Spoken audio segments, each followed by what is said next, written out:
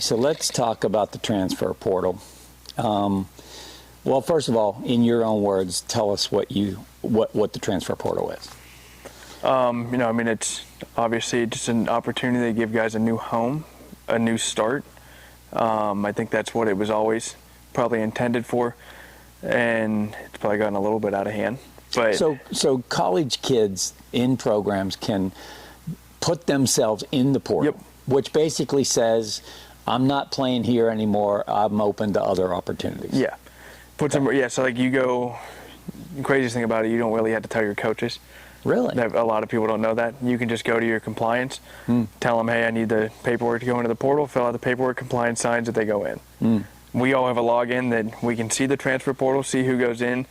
You can see what every level, Division 1, 2, and 3, see where they're at, and then contact information, stuff like that. That's really what it is. It's a website that has all the information if you need to get a hold of a guy.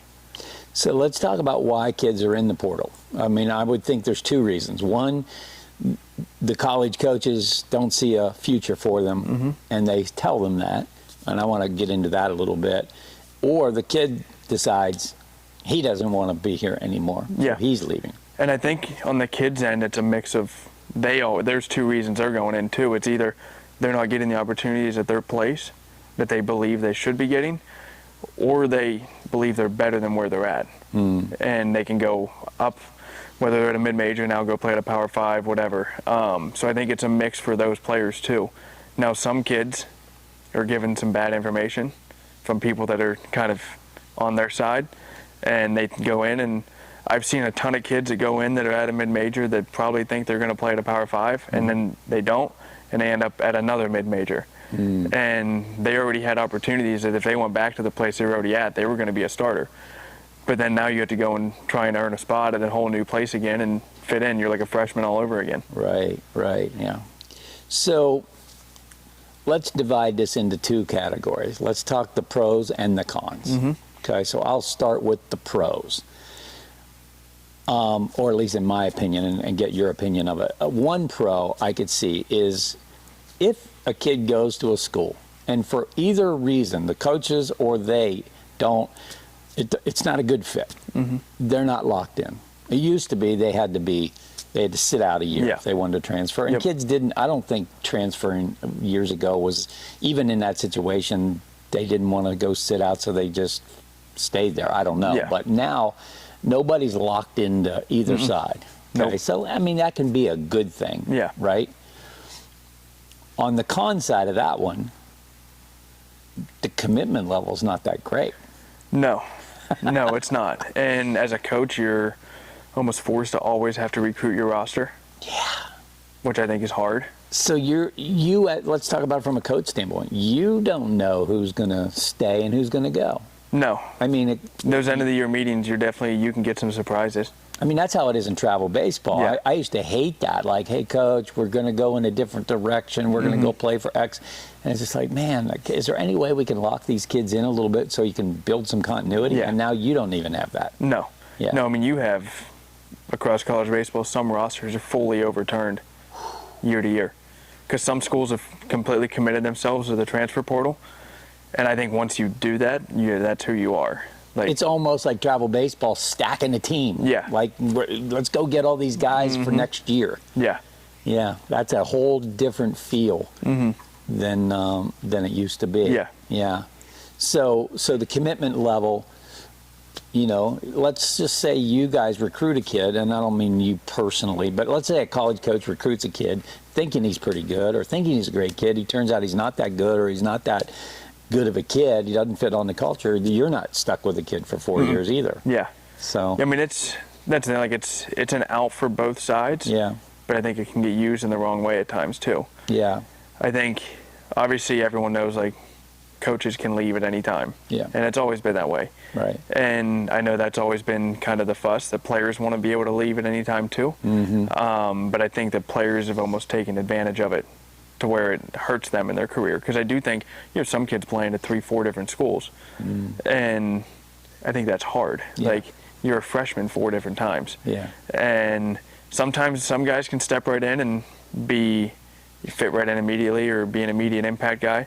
But I think it's hard to relearn all the time. Yeah. And I know, like, for me in my career, I probably could have easily ran away from it at times and went to a different place and gave myself a change of scenery. But I think it was good for me to stay. And we're not really going to know the effects of this for quite a while. No. Because it's so radically different and so radically new. I know when it first started, college coaches didn't even know how to respond to it. But now it seems like people are adjusting to it.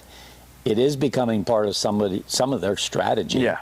The big turnover is okay. We're just going to keep reloading and all that.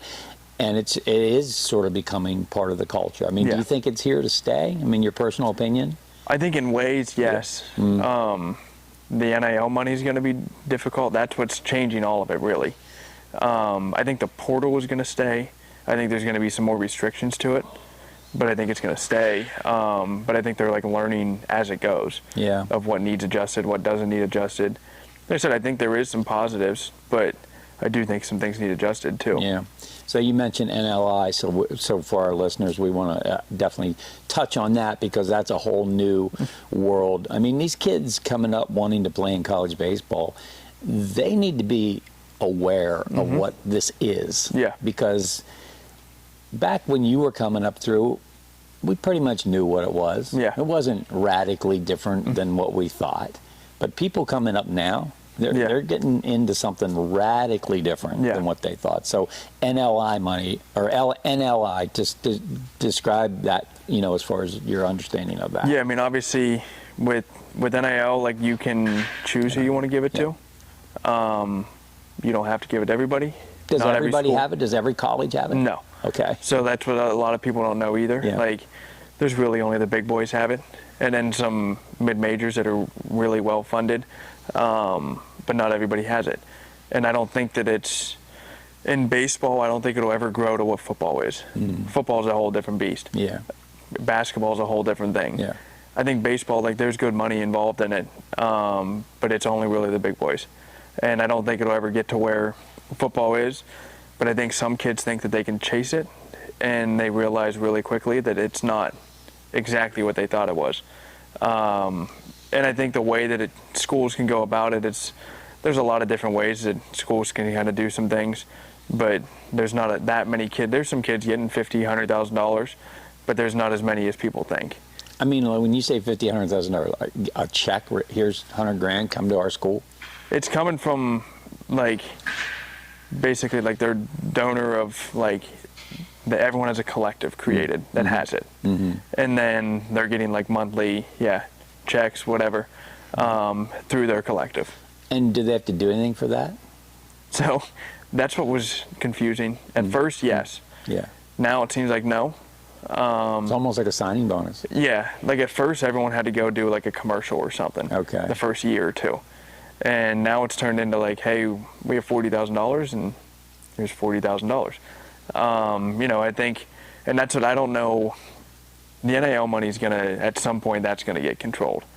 Because I don't know how that continues. It's in big sports, it's gotten completely out of hand.